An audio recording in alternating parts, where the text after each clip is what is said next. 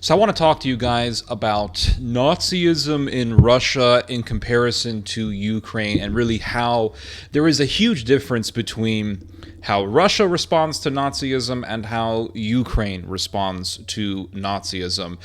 Because I'm actually just really tired of hearing people telling me stuff like, there's Nazis in Russia, Russia has Nazis, as if Russia doesn't have Nazis, as if anyone is arguing that there are no Nazis in Russia.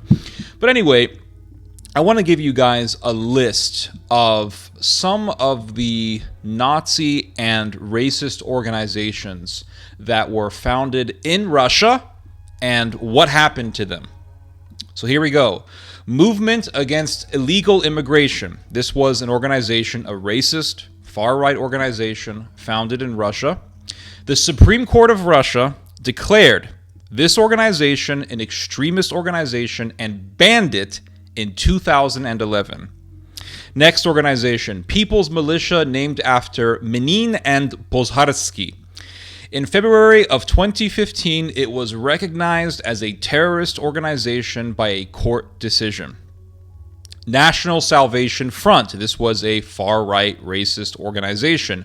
Established in 1992, this organization was the first group to be banned in post-Soviet Russia. Russian National Unity, another far-right organization, banned in Moscow in 1999. Slavic Union, in 2010, it was banned by the Moscow City Court. Russians, this was a name of an organization, it was called Russians, outlawed on October 28th, 2015 by a Moscow court after being designated as an extremist group. Now, how many Nazi organizations has Ukraine banned? How many? They made a Nazi paramilitary organization as a part of its military. They made it into a part of its military, the Azov Battalion. Now, let me give you guys some very revealing stories that took place within Ukraine that expose Ukraine for what it is. So, for example, there was a street, there is a street in Kiev called Przhevalsky Street. Now, I looked into Przhevalsky. Nikolai Przhevalsky was a Russian geographer of Polish descent. And all of the racists in Kiev didn't like this. They said, oh, to hell with this. You know, this Polish guy has a name on one of our streets. He's got a street named after him. So the racists in Kiev, the people in Kiev, had a vote. And enough people in Kiev voted to change the name of this street from Przhevalsky Street to Volodymyr Kubuyevich Street. Kubuyevich was one of the founders of the Waffen-SS Galizien, which committed a huge number of war crimes during the Second World War. We're talking massacres, we're talking going into villages and massacring people, massacring Polish people, Jewish people. And so they were going to change this street from Przhevalsky Street. They don't like the fact that a Polish guy has a street named after him in Kiev. So they were going to change this name from Przhevalsky Street to Kubuyevich Street. So this guy was a Polish geographer and he has a street named after him. We don't like that. We want a Nazi's name. We want this street's name changed to a Nazi's name. Okay. This is Ukraine. This is Ukraine. They were going to change the name, and the Israeli ambassador to Ukraine, Michael Brodsky, intervened, and he told the Kiev government, you better not do this, it's not going to look good. And this is what Brodsky had to say about the cult of Nazi heroes in Ukraine. Play the clip. Наш взгляд на такие личности, как Бандера, Шухевич, Мельник и так далее, сильно отличается от взгляда большинства украинцев.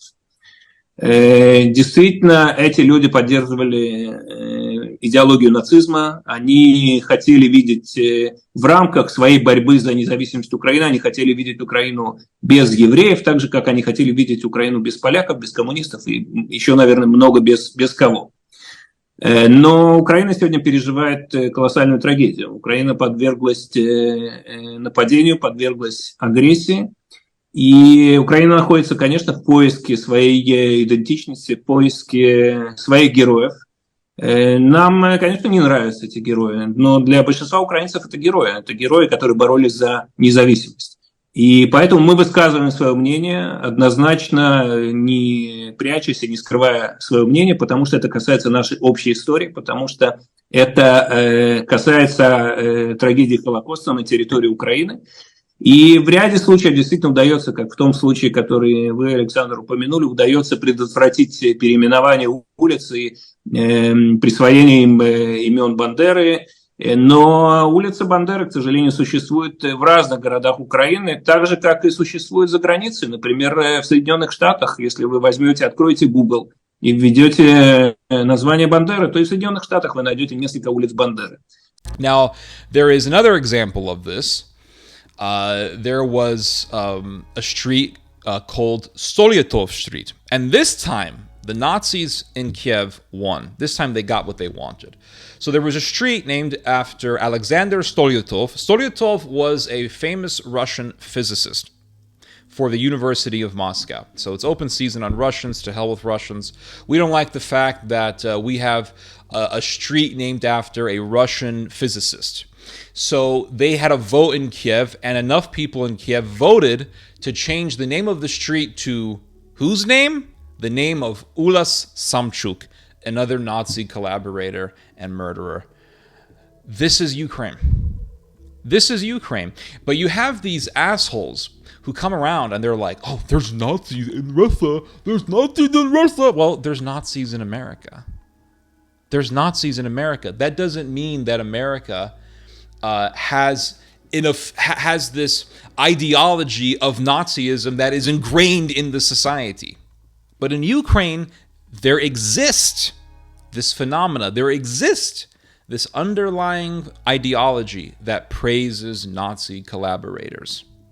They are Nazis in Russia. They are Nazis in America. But when you look to Ukraine, they have an ideology that is embedded in the government. It's in the military. It's in the society. Not all of the society, but it is a part of Ukrainian nationalist ideology.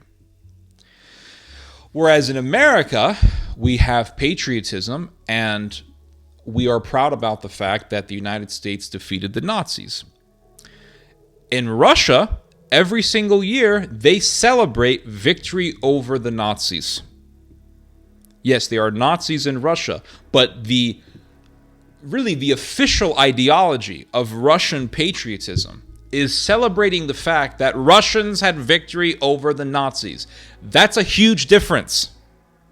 And we should acknowledge this difference, but there are people out there who sit there and they really are bad faith. And they utilize these bad faith debate tactics. Let me give you guys an example of what I mean. So here's an example, and this is why I refuse to respond to such people who use these bad faith tactics. Here's an example. So about 7 months ago, I did a video called The Truth About Ukraine, in which I talked about the phenomena of Ukrainian far-right nationalism. And some guy thought he was a genius, and he put this comment: and Russia is not filled with Nazis? Russia has more Nazis than Ukraine, especially with the Slavic Union. Now remember, I mentioned the Slavic Union in the list of far-right organizations in Russia that have been banned. Slavic Union was banned. It is considered to be, or it was considered to be, an extremist and dangerous organization. So I sent him an article from the Moscow Times talking about how the Slavic Union was banned. So he responds to me and he says, that was during Medvedev's, he means Medvedev's, that was during Medvedev's time. Putin released them with a different name called Ruski because he realized they are needed. But even then, There are also a lot more Nazis in Russia, such as Rudina and Russian National Unity Party. So I wrote back to him and I said, I see. Can you send me something about Putin releasing the Slavic Union? I looked up the Ruski movement and found an article from the Jamestown Institute, which is very anti-Russia, by the way. The Jamestown Institute that says, quote, that says that the Ruski organization, quote, the Ruski organization, which emerged out of the 2011-2012 protest movement against the ruling United Russia Party, and now President Vladimir Putin. So this organization, the Ruski organization, which he says was once the Slavic Union, was founded as an anti-Putin movement, even according to the Jamestown Institute, which is extremely biased against Russia. So I sent him the link to the article from the Jamestown Institute. And then I said, the former leader of the Slavic Union has expressed himself against the war in Ukraine. Quote, Putin's war in Ukraine makes no sense. He is not building Ruski Mir, said Dmitry Demushkin, the former leader of an outlawed, keyword here, outlawed, skinhead gang called Slavic Union that champions white nationalist, racist, and extremist right neo-Nazi views. And I said, I put the link to the article for that, and I said, is there racism in Russia? Of course, I'm not denying that, never have. Regardless of the issues in Russia, it doesn't excuse what Ukraine has been doing within its own society, as I have shown in this video. No response from this asshole. And so at that point, I told myself, I will never respond to these people again, and I haven't. I don't respond to these comments because they are bad faith. You're telling me that a country that celebrates every year the victory over fascism is all of a sudden a Nazi country worse than Ukraine? You have to be either extremely misinformed or you're just absolutely dishonest. And most of the time, these people are dishonest because when you face them with the facts, they don't respond. They don't respond.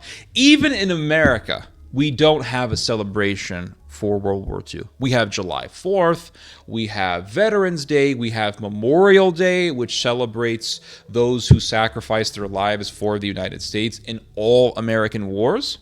But there is no official holiday in America for victory over the fascist, over fascism.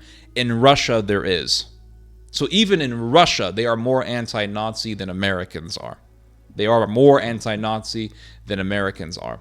And here's another fact. In 2016, the US and Ukraine voted against a Russian measure condemning Nazism in the UN. So the Russians proposed this measure condemning Nazism in the United Nations in 2016. The only countries who refused to condemn Nazism were the US and Ukraine. So that reveals a lot. And why did the US refuse? Because, well, they don't want to offend the Ukrainians. Well, why would condemning Nazism offend the Ukrainians? Well, Ukraine is the country that made a law prohibiting any sort of criticism of the Organization of Ukrainian Nationalists, which was the organization founded by Stepan Bandera and Andrei Melnik and other people like Roman Shuhavich, all murderers, all war criminals. And the Ukrainian government, or the OUN collaborated with the Nazis, and the Ukrainian government made a law saying you can't criticize the OUN. The Ukrainian government made a law essentially enshrining the heroes of the OUN. So it's right there as official political ideology. When there was a film in Poland called Hatred, also known as Volin, which is a very good film that I recommend everyone to see, the Ukrainians did not allow that film to be shown in Ukraine. And in fact, the Polish embassy in Ukraine wanted to do I'm pretty certain it was the Polish embassy in Ukraine. They wanted to do a presentation of the film in the embassy, and the Ukrainians canceled it. So that tells me everything I need to know about Ukraine. Anyway, You guys just heard some Theo Logi. God bless.